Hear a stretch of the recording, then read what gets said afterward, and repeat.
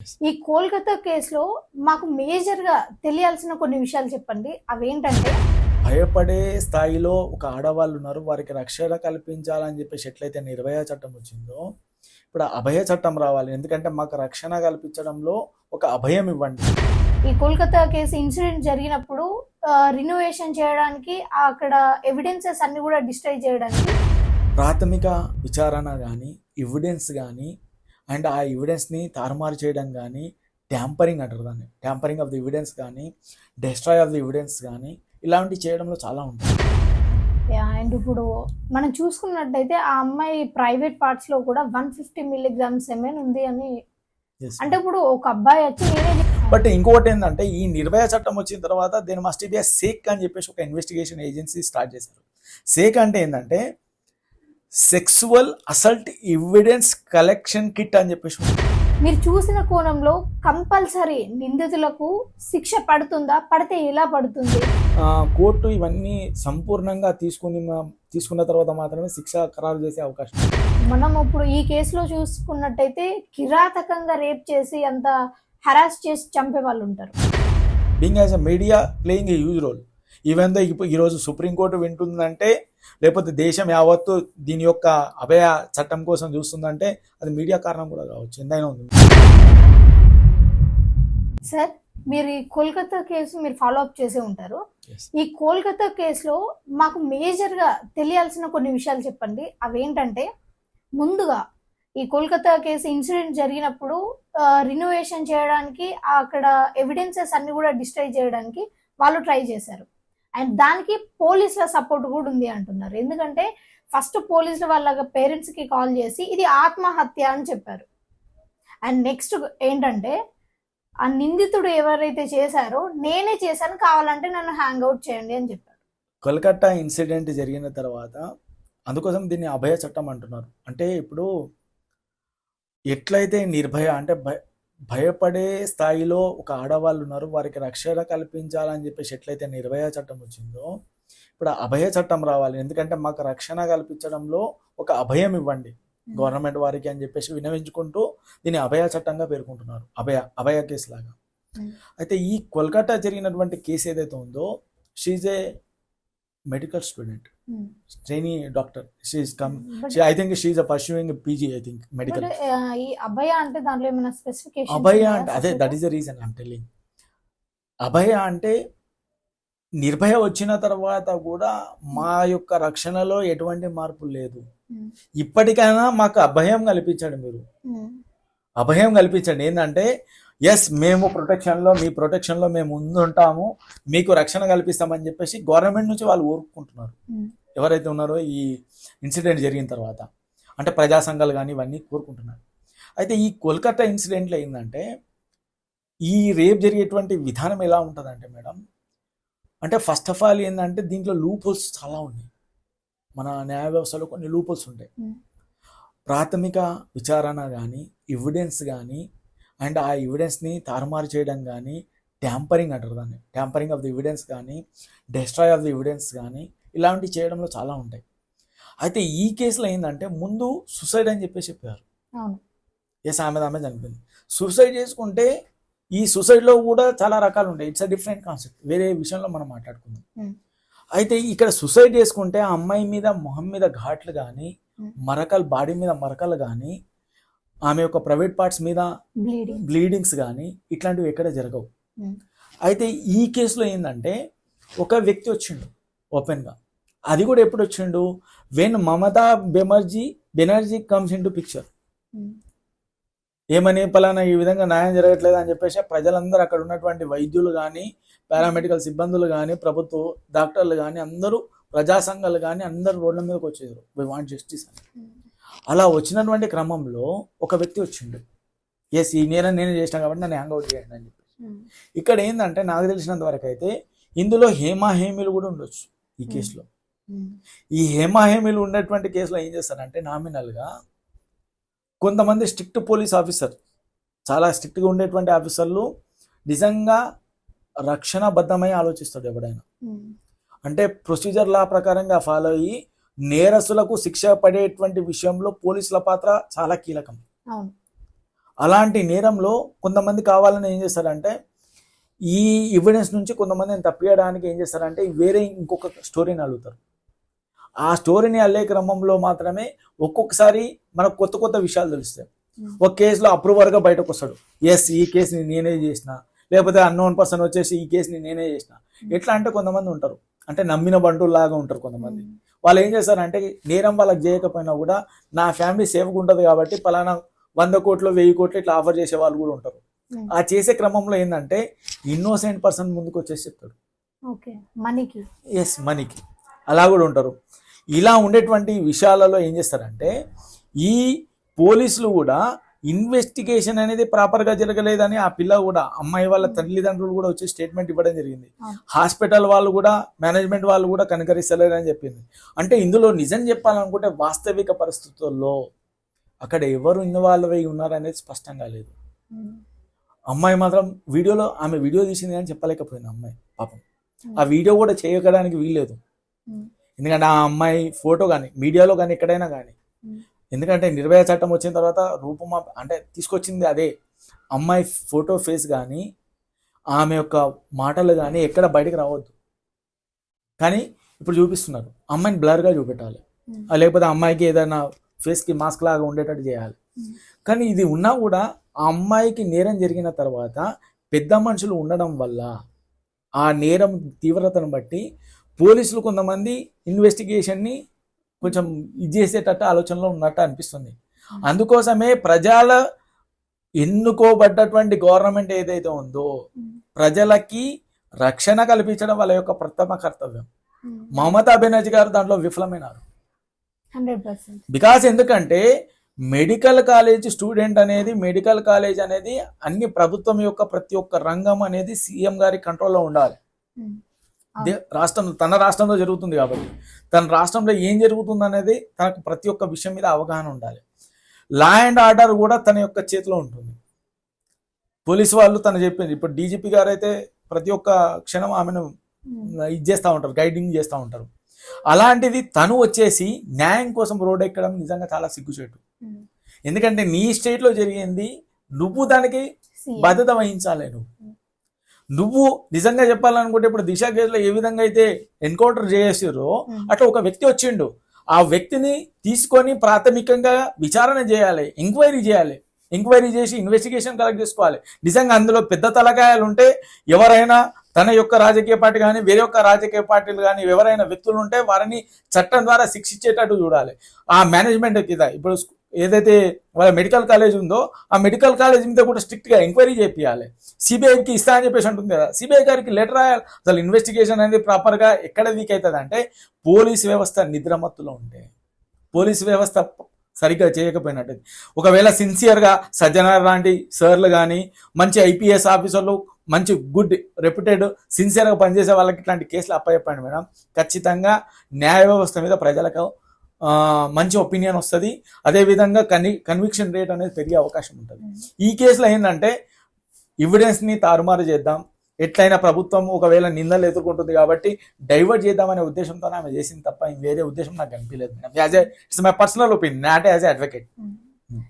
And ఇప్పుడు మనం చూసుకున్నట్టయితే ఆ అమ్మాయి ప్రైవేట్ పార్ట్స్ లో కూడా 150 mg సెమెన్ ఉంది అని, అంటే ఇప్పుడు ఒక అబ్బాయి వచ్చి నేనే చేశాను నన్ను హ్యాంగ్ అవుట్ చేయండి అని అన్నారు, అంటే మిగతా వాళ్ళు ఎక్కడున్నారు?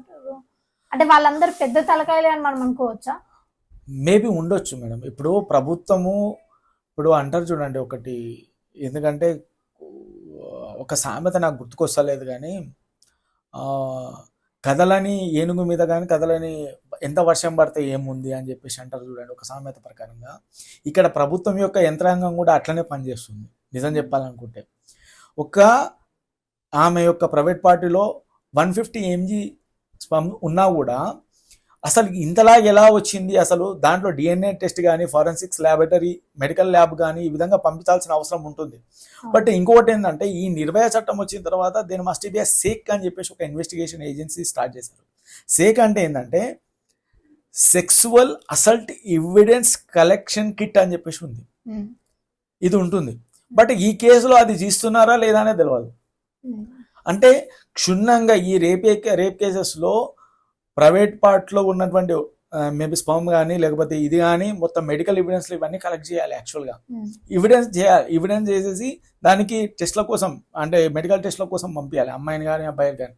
ఆమెను ఇప్పుడు మేబీ చనిపోయింది కాబట్టి నిజంగా ఒక దేశము అంటే ఇలాంటి పరిస్థితి ఎదుర్కోవాల్సి వస్తుందని మనం కల్లో కూడా అనుకోలే. బట్ ఇక్కడ పోలీస్ వ్యవస్థ నిబద్ధతో పనిచేస్తే మాత్రం ఖచ్చితంగా మహిళలకు ఖచ్చితంగా ఒక రక్షణ ఇచ్చే చట్టము త్వరలో మనం చూస్తాం మేడం. ఖచ్చితంగా అంటే ఈ కేసుని నార్మల్గా సామాజిక పీపుల్ వేరేలాగా చూస్తారు, ఒక లాయర్గా మీరు ఏ కోణంలో చూస్తారు?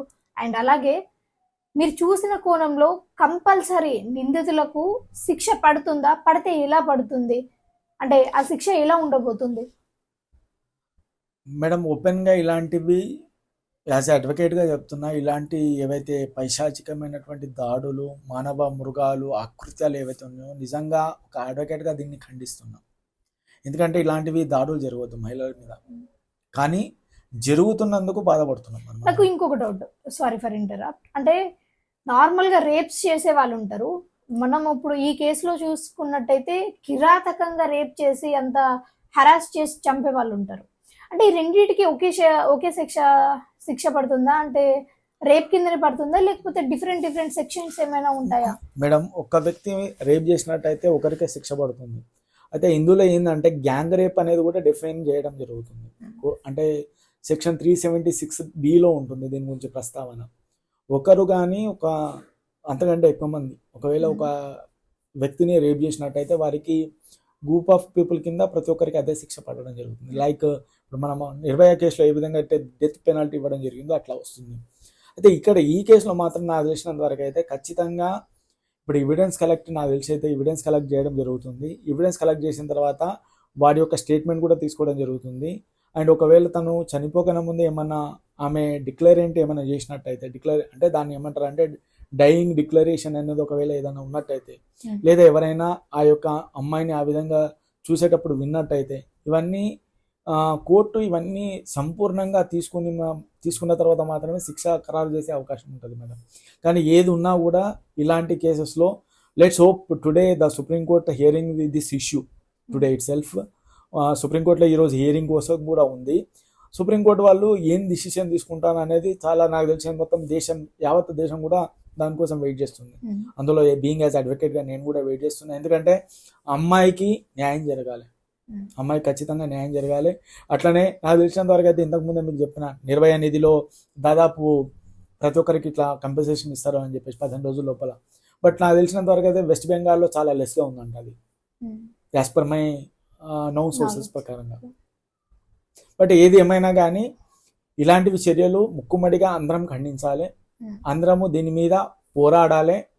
అవసరమైతే చట్టాన్ని మన చేతుల్లో తీసుకోకుండా న్యాయబద్ధంగా పోలీసులకు కూడా వారికి కూడా మనం ఉన్నామంట అంటే వారికి కూడా మనం సహకారం అందించాలి డ్యూరింగ్ ది ఇన్వెస్టిగేషన్. ఈ కేసులో పోలీసుల పాత్ర అయితే చాలా కీలకమైంది. ఎందుకంటే వాళ్ళు అందించే ఎవిడెన్సెస్ ప్రకారమే ఈ కేసు ముందుకు సాగుతుంది.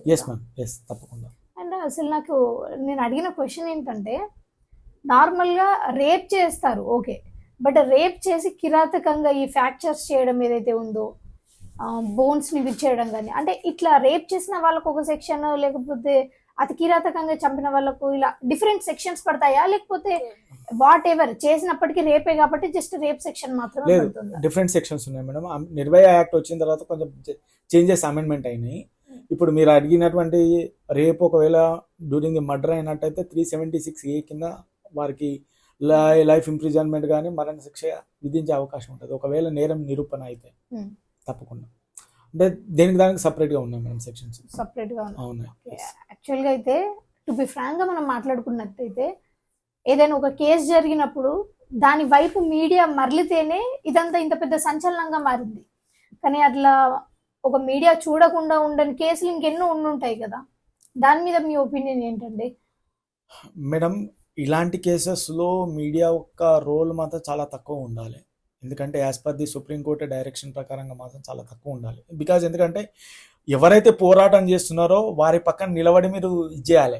కానీ నేరం ఎవరి మీద అయితే జరిగిందో వారిని ప్రత్యక్షంగా కానీ పరోక్షంగా కానీ ఎలాంటి విషయాల్లో వాళ్ళని చూపెట్టడానికి వీల్లేదు madam. Being as a media playing a huge role. Even though ఈరోజు సుప్రీంకోర్టు వింటుందంటే, లేకపోతే దేశం యావత్తు దీని యొక్క అభయ చట్టం కోసం చూస్తుందంటే అది మీడియా కారణం కూడా కావచ్చు. ఎంతైనా ఉంది, మీడియా రోల్ చాలా ఉంది దాంట్లో. ఓకే సార్, ఇప్పుడు మనం చూసుకున్నట్టయితే ముందుగా Nirbhaya act, Disha act and ఇప్పుడు అభయ యాక్ట్. సో ఇవన్నీ మనం చూసుకున్నట్టయితే ఇవన్నీ కూడా ఆడవారి సంరక్షణ కోసమే పెట్టారు. ఇలా పెడుతూ ఉంటే పెరుగుతూనే ఉంటున్నాయి కాబట్టి మీరు కొన్ని ప్రికాషన్స్, అమ్మాయిలు సేఫ్గా ఉండాలంటే అసలు ఏం చేయాలి, ఎలా ఉండాలి అన్నది మా ప్రేక్షకుల కోసం ఒక్కసారి చెప్పరా? మన యొక్క ఆలోచన సరళి అనేది మారాలి. ఫస్ట్ కుటుంబంలో కానీ సమాజం పట్ల, ఒక స్త్రీల పట్ల ఉండేటువంటి ఆలోచన అనేది మారాలి ఫస్ట్. రెండవది ఏంటంటే, విపరీతమైనటువంటి ఈ యొక్క అఘాయిత్యాలతో బారిన ఒక ఒంటరి మహిళ కనిపిస్తే కొన్ని కళ్ళు వారి మీద పడుతూ ఉంటాయి కాబట్టి ఖచ్చితంగా వారికి స్వయం రక్షణ అనేది కూడా వారికి వారు స్వయం రక్షించుకునే విధంగా వారిని తీర్చిదిద్దేటట్టు ఉపాధ్యాయులు కానీ కుటుంబ సభ్యులు కానీ ఆమెని చూసుకునే బాధ్యత చేపియాలి ఆమె. మూడవది ఏంటంటే, ఇంతకుముందు చెప్పినట్టు మన కోడ్ నెంబర్ ఉంది కదా, టెలిఫోన్ కోడ్ నెంబర్ 181 కానీ 1091 గురించి మీడియా ప్రముఖంగా కానీ లేదా ప్రభుత్వం తరపున కొన్ని సాంఘిక కానీ సంక్షేమ కార్యక్రమాలు చేపడుతూ వారికి ఒక అవగాహన కార్యక్రమం లాగా చేస్తే బాగుంటుంది అని చెప్పేసి నేను అనుకుంటున్నా. అదేవిధంగా ముఖ్యంగా సమానత్వం అనేది నేర్పించాలి. ఒక అమ్మాయి ఒక అబ్బాయి సమానంగా ఉంటారు, వారికి there is a no discrimination upon the gender factor అని చెప్పేసి వాళ్ళకి అర్థమయ్యేటట్టు మనం శిక్షణ ఇప్పియాలి. లాస్ట్లీ ఏంటంటే, వారికి సెక్స్ ఎడ్యుకేషన్ గురించి కూడా ఒక సమూలమైనటువంటి విషయాల పట్ల వారిని చిన్నప్పటి నుంచే తన మగపిల్లాడు చెడు ప్రభావం లోనవ్వకుండా ప్రతి ఒక్క మహిళలో ఒక అక్కని, అమ్మని, ఒక చెల్లెల్ని చూసుకునేటట్టు ఉండి, అదేవిధంగా తన భార్య పట్ల ఎక్కువ ప్రేమను కలిగి ఉంటే ఇలాంటివి జరగకుండా ఉండి అతి త్వరలో మహిళలు సురక్షితమైనటువంటి భారతదేశంలో ఉండేటట్టు ప్రతి ఒక్క పౌరుడు భావించేటట్టు పడడానికి ఒక అవకాశం ఉంటుంది.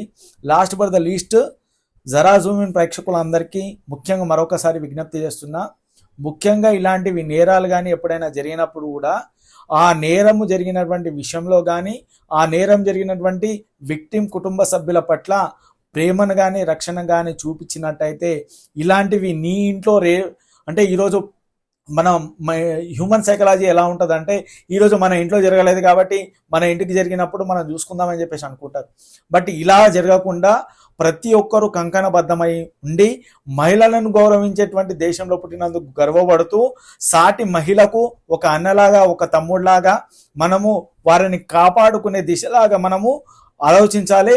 ఒక నిర్భయ మరి ఒక అభయ కాకుండా మనం సంరక్షించుకోవాలంటే వారికి విక్టిమ్ ఫ్యామిలీకి మనము చేదోడుగా ఒక సహాయకుడిగా ఒక తోడ్పాటు అందించే వ్యక్తిలాగా మనమందరం ఉండాలని చెప్పేసి మీరు కూడా మీ పట్ల ఈ దేశం పట్ల మహిళల పట్ల గౌరవంగా ఉంటారని చెప్పేసి ఆశిస్తూ సెలవు తీసుకుంటున్నాను.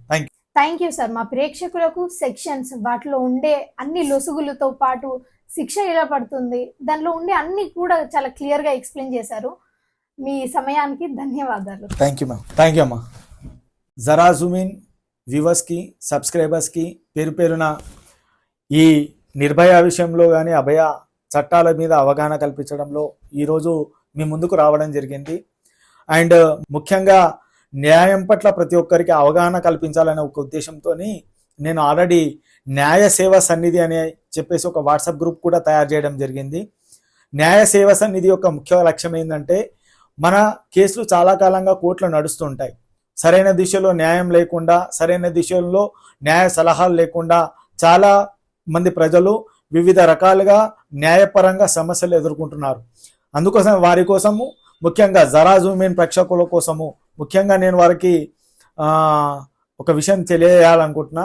న్యాయ సేవ సన్నిధికి అయితే 9014988555 వాట్సాప్ గ్రూప్ ద్వారా మీరు లాగిన్ అయ్యే అవకాశం ఉంటుంది, లేదా నాకు పర్సనల్గా పెట్టినట్టయితే అందులో యాడ్ చేయడం జరుగుతుంది.